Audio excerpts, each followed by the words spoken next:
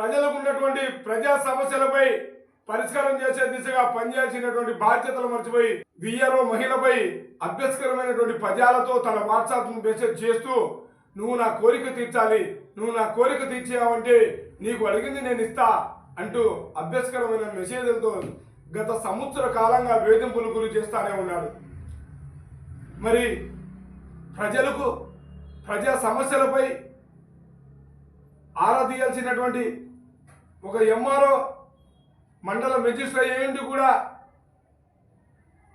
ఒక మహిళతో ఇలాంటి అభ్యస్కరమైనటువంటి పదాలతో మెసేజ్ చేయడం ఎంతవరకు న్యాయమని కూడా జేపీఎంరావు భారత పార్టీ నుంచి డిమాండ్ చేస్తా ఉన్నా.